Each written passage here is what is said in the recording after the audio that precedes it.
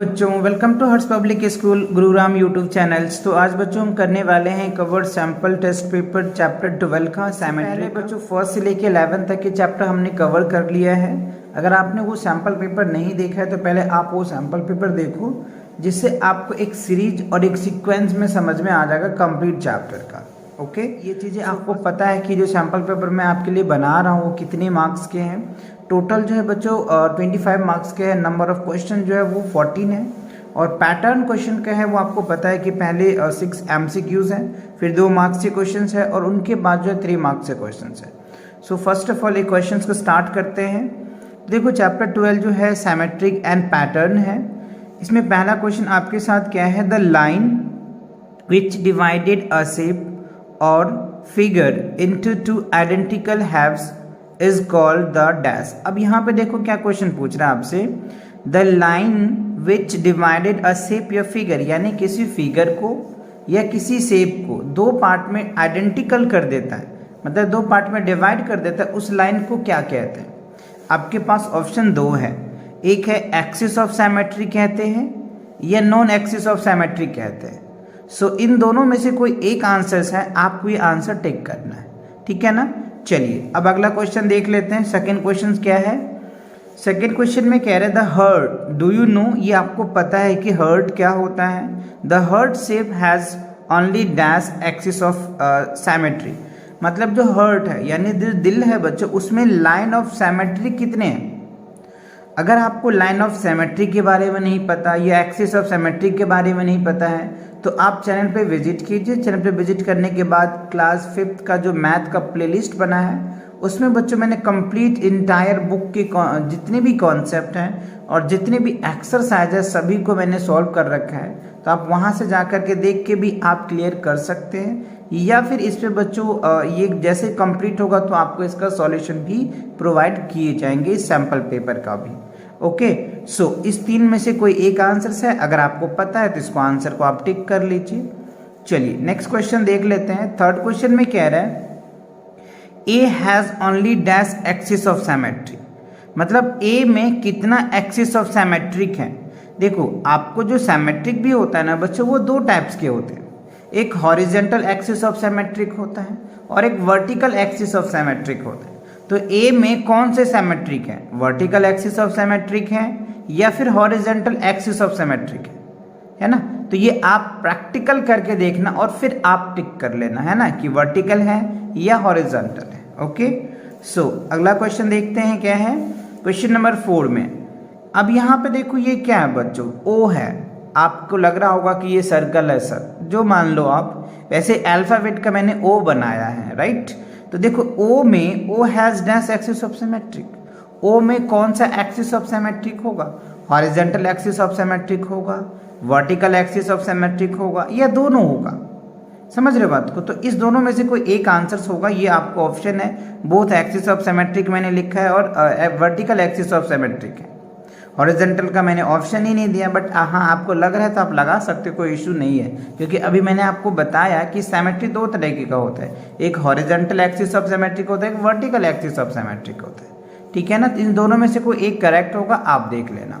चलिए अब देखते हैं क्वेश्चन नंबर 5 में, कह रहे how many symmetry line in a triangle. अच्छा ट्रायंगल से तो आप भले बातें परिचित होगा बच्चों, जिसमें 3 साइड्स होता है उसको हम लोग ट्रायंगल बोलते हैं। तो ट्रायंगल में जो होता है बच्चों 3 साइड्स होते हैं, तो उसमें सिमेट्रिक लाइन कितनी आप पॉसिबल है कि आप ड्रॉ कर सकते हो। तब ऑप्शन में आपके पास 3 है, 4 है, 5 है, जो करेक्ट है आप उसको टिक कर सकते हैं। चलिए अगला क्वेश्चन देखो, क्वेश्चन नंबर 6 में, a dash shows the image of a square corresponding a appearance. अच्छा अब यहाँ पे कह रहे हैं अ डैश शो, मतलब यहाँ पे क्या शो करेगा, so the image of the surface corresponding appearance, जो उनके करस्पॉन्डिंग मत इट मीन्स अपोजिट कह लीजिए, है ना, उसके अपोजिट वो इमेज दिखेंगे। तो इट मीन आपके ऑप्शन में क्या है, रिफ्लेक्शन है, टेक्सिलेशंस है या बोथ है। तो इन तीनों में से रिफ्लेक्शन आपको पता है, टेस्लेशंस भी आपको पता ही है, और बोथ मतलब क्या हो गया, दोनों। तो इसमें से तीनों में से कौन से करेक्ट आंसर्स हैं आप यहाँ पे फिल करेंगे। ओके और अगर आप 1 to 6 सभी क्वेश्चन आपने अच्छे से करेक्ट आंसर्स दे दिया तो आपको 6 मार्क्स मिल जाएंगे। ओके अब देखो क्वेश्चन नंबर 7 से लेकर के जो 11 तक के क्वेश्चन है ये 2 मार्क्स के क्वेश्चन है। सो चलिए पहला क्वेश्चन देखते हैं, क्या रहा है, draw the line of symmetric. अच्छा, अब यहाँ पे देखो आपको ये क्या दे रखा है बच्चों, एक रेक्टेंगल है, तो रेक्टेंगल में कितने लाइन ऑफ सिमेट्रिक ड्रॉ हो सकता है वो आपको सॉल्व करके दिखाना पड़ेगा, ठीक है ना। तो आप इनके इस क्वेश्चन के 2 मार्क्स मिलेंगे। चलिए अब क्वेश्चन नंबर 8 में देख लेते हैं। अब यहाँ पे देखो कुछ डायग्राम्स आपको दिया हुआ है, कंप्लीट द सिमेट्रिकल शेप्स। अब यहाँ पे ये शेप है, इनकी symmetrical, it mean as it is जैसे है ऐसे ही आपको शेप इस तरीके से बनाना है। अब देखो ये शेप है, एज इट इज आपको इस तरह भी बनाना है, so that is called symmetrical shapes. Understood या नॉट? आई होप ये क्वेश्चन समझ में आ गया। चलिए अगले क्वेश्चन में कह रहे हैं बच्चों, आपको एक पैटर्न दिया हुआ है, कंप्लीट द पैटर्न, मतलब इस पैटर्न को कंप्लीट करना है। यहाँ पे देखो 8 दे रखा है, फिर 16 है, तो आप 32 है और 64 है, तो अब आप ये इसमें देखिए कि कितने के डिफरेंस हो रहा है। इट मीन्स अगर आप अच्छे से एनालाइज करेंगे बच्चों तो यहाँ पे आपको एक टेबल दिख रहा होगा, है ना। 18 2 16 16 है ना, फिर उसके बाद इसको ट्वाइस किया है, फिर इसको ट्वाइस किया है, फिर इसको ट्वाइस किया है। आफ्टर दैट आप यहाँ पे करते चले जाएंगे, मतलब इसको ट्वाइस करेंगे तो रिजल्ट आएगा, जो रिजल्ट आएगा उसको भी ट्वाइस करेंगे तो ये रिजल्ट आ जाएगा। तो समझ आ रहा है ना पैटर्न। तो first of all you will consider the pattern and after that fill it your answers, है ना। तो आपको क्या करना है, यहाँ पे पैटर्न को समझना है और उसके अकॉर्डिंग आंसर देना है। अब आप यहाँ पे देखिए बच्चों 144 है, तो यहाँ पे इन्होंने 2 से डिवाइड किया है, जब 2 से डिवाइड किया तो ये रिजल्ट आया, फिर इसको 2 से अगेन डिवाइड किया तो ये रिजल्ट आया, फिर आपको भी इसको 2 से डिवाइड करना है तो ये रिजल्ट आएगा, जो रिजल्ट आएगा उसको भी 2 से डिवाइड करना है तो फिर ये रिजल्ट आएगा। तो आई होप आपको पैटर्न अच्छे से क्लियर हो गया, समझ में आ गया सारी बातें, गुड। चलिए अब आगे बढ़ते हैं। How many lines of symmetry in square and so. अच्छा, आपको क्या कह रहा है कि जो स्क्वायर होता है ना उसमें कितनी लाइन ऑफ सिमेट्रिक है वो ड्रॉ करना है एंड उसको शो करके भी दिखाना है। इट मीन्स ड्रॉ करके दिखाना है, बनाना है उसको। आया समझ में? गुड। चलिए अब क्वेश्चन नंबर 11 में देखिए क्या कह रहा है, right the first 5 multiples of 15 and discover the pattern. अच्छा, अब कह रहा है 15 का 5 मल्टीपल लिखना है आपको और उसके बाद उसमें एक पैटर्न को भी देखना है कि पैटर्न क्या है ना, पैटर्न भी बनाना है। तो अगर आप 7 से लेके 11 तक के क्वेश्चन सभी कर लेते हो तो आपको 10 मार्क्स मिल जाएंगे, है ना, क्योंकि ये 2 मार्क्स के क्वेश्चन है। अब आप देखो क्वेश्चन नंबर 12 जो है वो 3 मार्क्स के क्वेश्चन है। कह रहे हैं कि राइट द 5 वर्ड्स, है ना, right 5 words with the first letter of the English alphabet. अच्छा, इंग्लिश अल्फाबेट में कितने लेटर्स होते हैं? 26 होता है।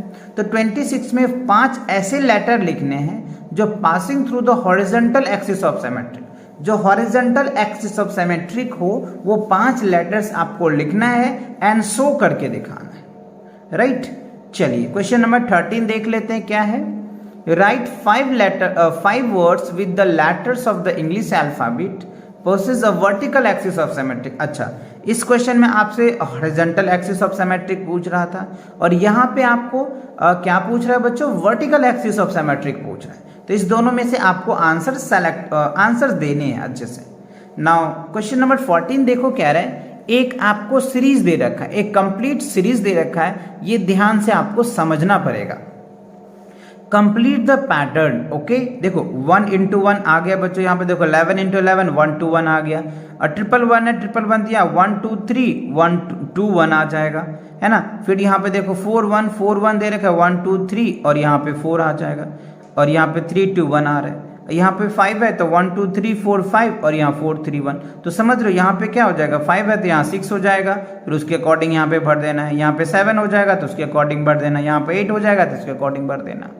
आई होप आपको ये पैटर्न अच्छे से समझ आ गया होगा और जितने भी क्वेश्चन है अच्छे से एकदम क्रिस्टल क्लियर हो गया होगा, है ना।